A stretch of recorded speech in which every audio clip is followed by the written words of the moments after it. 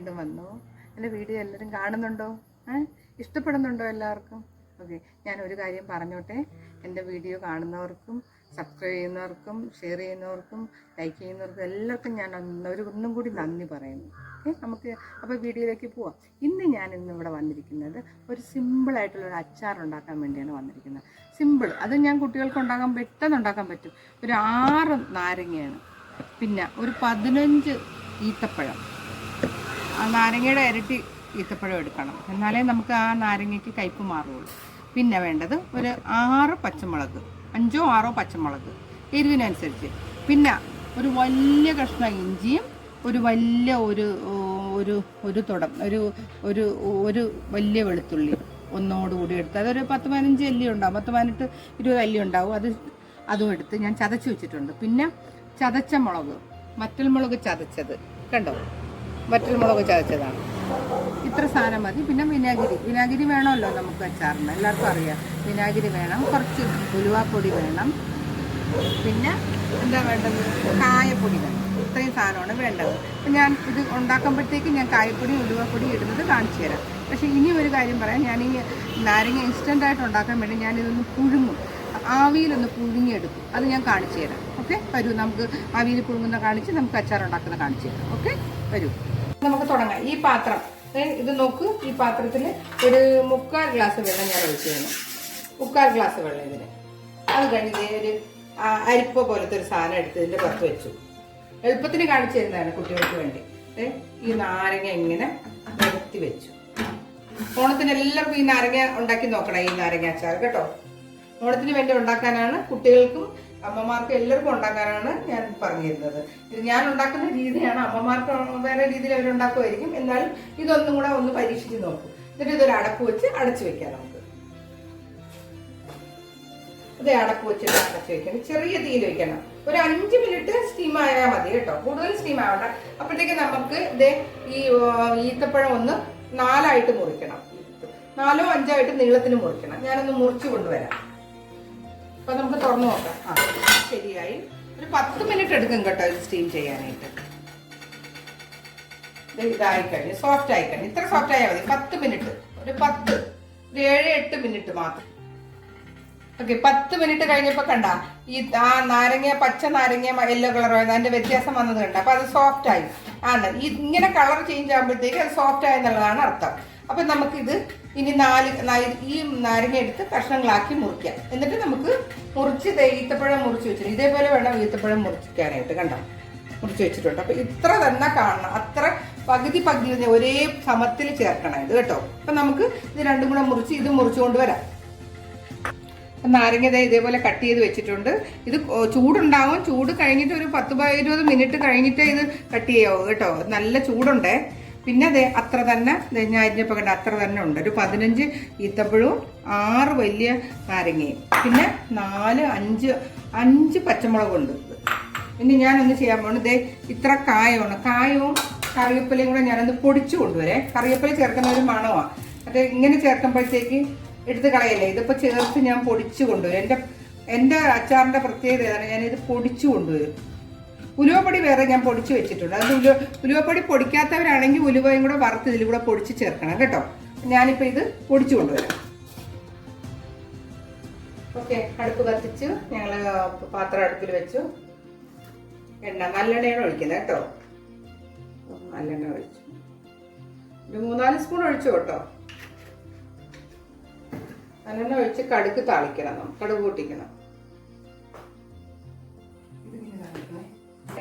അപ്പൊ എണ്ണ ചൂടായി വരുന്നുണ്ട്, നമുക്ക് കടുക് പൊട്ടിക്കാം.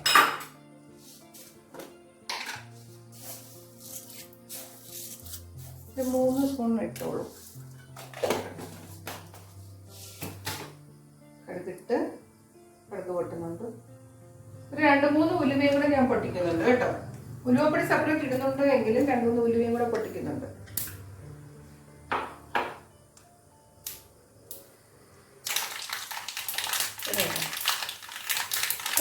കുറച്ച് ഉലുവയിട്ട് പൊട്ടിച്ചു കേട്ടോ. ഉലുവപ്പൊടി ഞാൻ ചേർക്കും കേട്ടോ. ഇത് കുറച്ച് വയ്ക്കാം.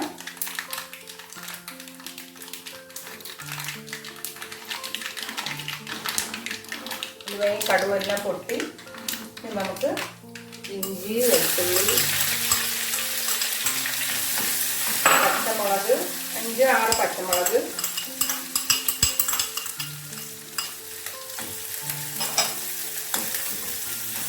വലിയ എരിവുള്ള പച്ചമുളകാണ് കേട്ടോ. ഞങ്ങളിട്ട് ഇതേ പച്ച കളർ, വെള്ള കളർ, മഞ്ഞ കളർ ഇങ്ങനെ വഴണ്ട് വരെയാണ് കേട്ടോ. വഴണ്ട് വരുമ്പോഴത്തേക്ക് ഈ കറിവേപ്പില ഇട്ടിട്ടില്ല നമ്മള്. കറിവേപ്പില ഞാൻ പൊടിച്ചു വെച്ചേക്കുന്നതുകൊണ്ട് ഇട്ടില്ലെങ്കിലും കുഴപ്പമില്ല.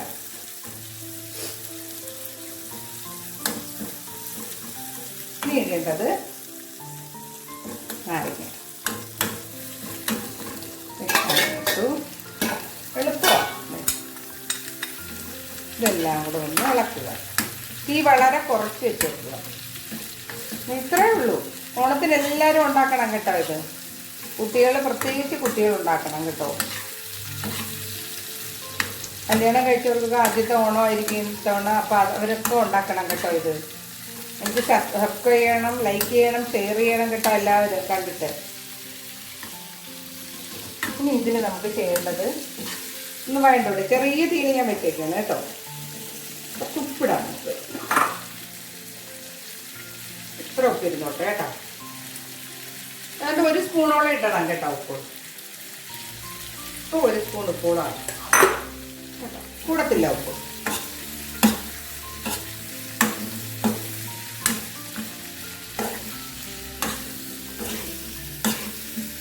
കണ്ടോ. ഇനി ഇതിടേണ്ടത് നമ്മൾ പൊടിച്ച് വെച്ചിരിക്കുന്ന കായം ഉണ്ടല്ലോ, കായവും കറിവേപ്പിലയും.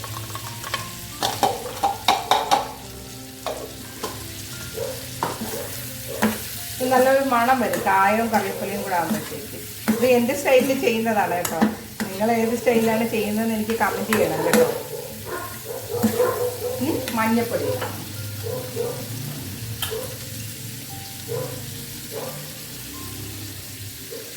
ഒരു 1/4 ടീസ്പൂൺ മതി കേട്ടോ മഞ്ഞൾപ്പൊടി.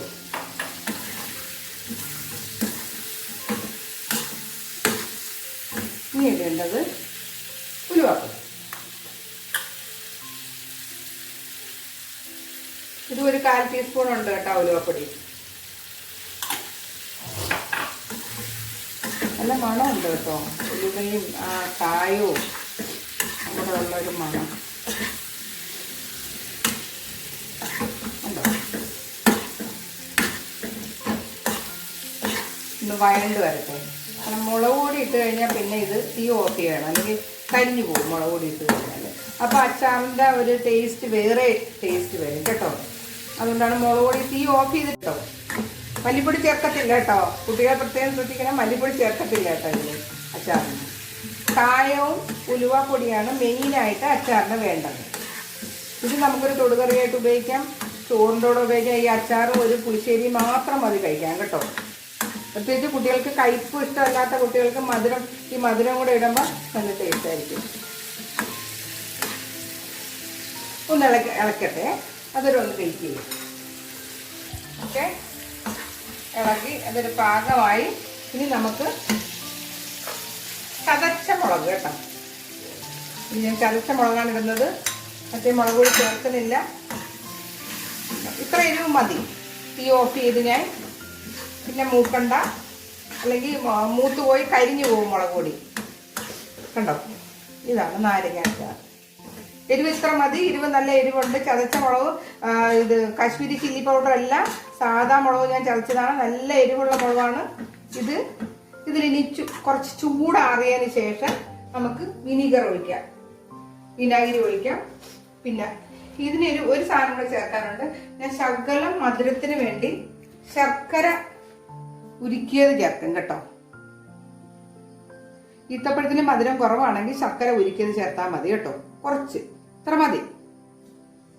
ഇത് 1/4 സ്പൂൺ കേട്ടോ. ഇത് കുട്ടികൾക്ക് ഏറ്റവും ഇഷ്ടമുള്ളതാണ്. കുട്ടികൾക്കാണ് ഏറ്റവും ഇഷ്ടപ്പെടുന്നത്. ഈ കായോ എന്തെങ്കിലും വേണമെങ്കിൽ ചേർക്കാം കേട്ടോ. ഞാൻ ചേർത്തിട്ടുണ്ട്. ഇതിനി തണുത്ത് ഇനി വിനീഗർ ഒഴിക്കുകയാണ്. വിനീഗർ എത്ര ഒഴിക്കണമെന്ന് ഞാൻ പറഞ്ഞുതരാം.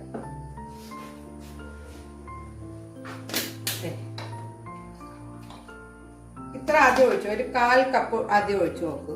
കുറച്ചും കൂടെ വേണം, ഇത്ര മതി.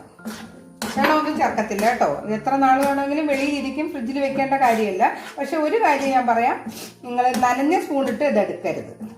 കണ്ടോ, ഇതാണ് നാരങ്ങയും ഈത്തപ്പഴം കൂടെ ഉള്ള അച്ചാർ. ഇതിനി ഒരു ദിവസം 2 ദിവസം, ഒരു 2-3 ദിവസം കഴിഞ്ഞാൽ കുറച്ചും കൂടെ ടേസ്റ്റ് ആയിരിക്കും. ഇന്ന് വേണമെങ്കിലും എടുക്കാവുന്നതേ ഉള്ളൂ. കണ്ടോ, ഇതാണ് നാരങ്ങ അച്ചാർ. എല്ലാവരും ഉണ്ടാക്കി നോക്കണം, ട്രൈ ചെയ്ത് നോക്കിയിട്ട് കമൻറ്റ് പറയണം. എനിക്ക് സബ്സ്ക്രൈബ് ചെയ്യണം, ഷെയർ ചെയ്യണം, ലൈക്ക് ചെയ്യണം. ബെല്ലൈക്കൺ ബട്ടൺ അമർത്താൻ മറക്കരുത് കേട്ടോ.